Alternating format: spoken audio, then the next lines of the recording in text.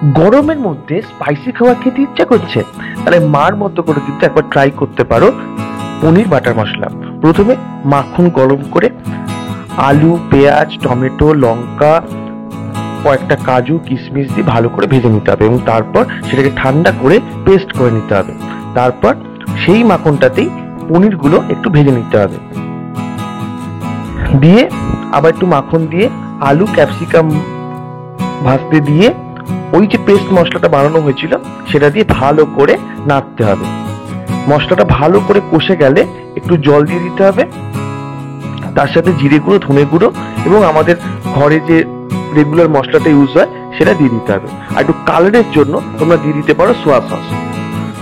মোটামুটি ভালো করে ফুটে আসলে পনিরগুলো ছেড়ে দিতে হবে, তৈরি হয়ে যাবে পনির বাটার মশলা। ইয়াম্মি হবে খেতে।